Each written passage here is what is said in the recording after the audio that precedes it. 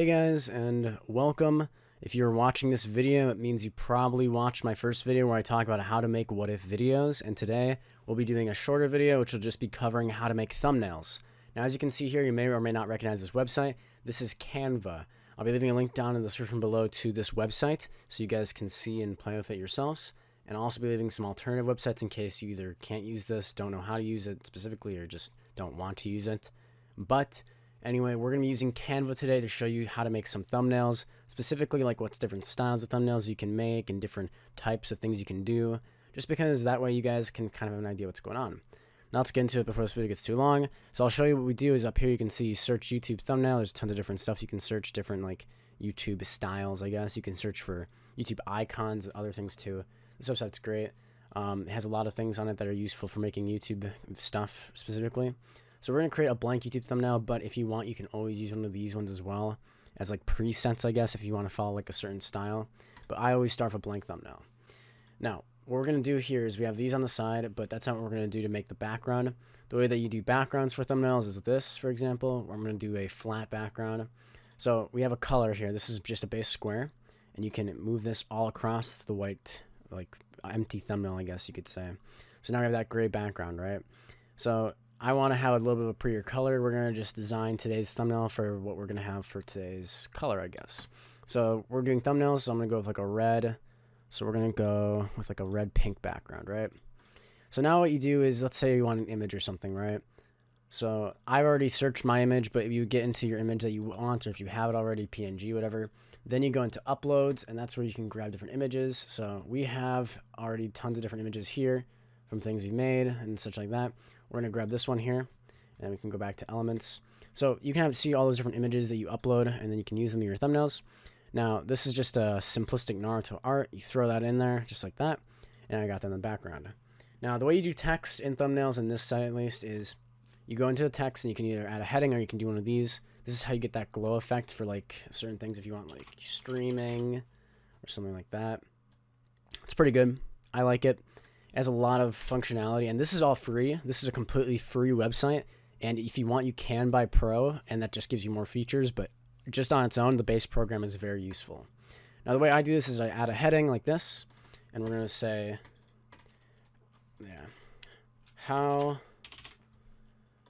and now these are the different fonts you can use. My favorite fonts are these. You can always use different ones. I like this one a lot. We're going to use how to, So I recommend for when you're making titles, you just do copy paste. So as you can see, I got all the text now put back in. And as you can also see, it doesn't really look that great right now.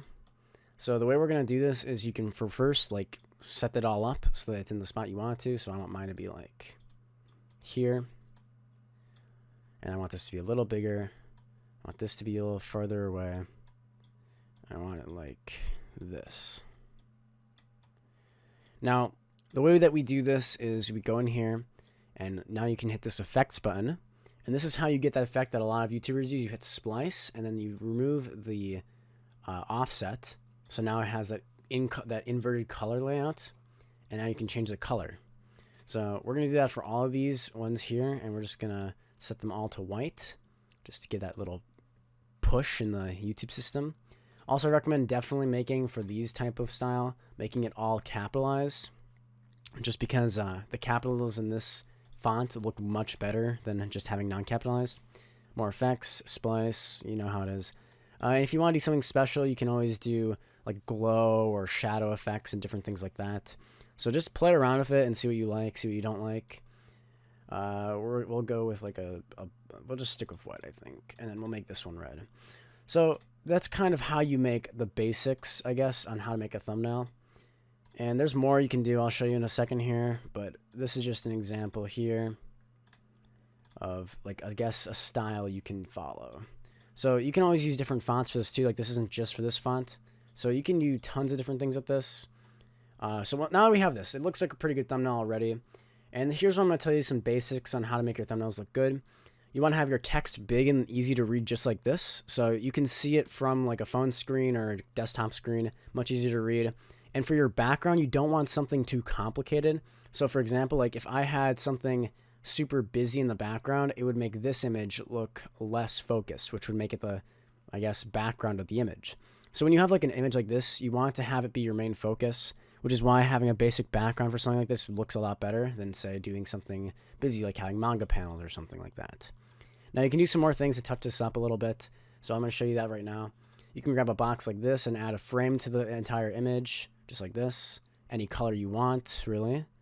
And always here, I'll show you this as well. So you see how this image is behind this now? We take this and we can send it backward, and basically what that does is allows us to have different layers of images. So you'll always be able to play around with that, but what these basically do is allow you to have different frames, or I guess you could say layers of an image. So I like using mine as either red or black, or even sometimes like a blue or green, but those aren't my favorite. I prefer black and red as my favorite for these borders. So that's kind of how I like to make thumbnails. Now, if you want to do something more like what Anime X used to do, I'll show you that one right now. So for Anime X style thumbnails, the way you're going to want to do it is you're going to want to remove this frame for one.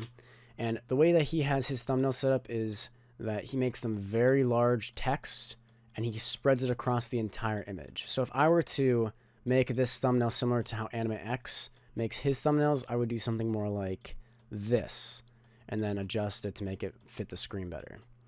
He does this with a lot of his thumbnails, where he has like the main image either blocked by the text, or he has like the text covering more of the screen.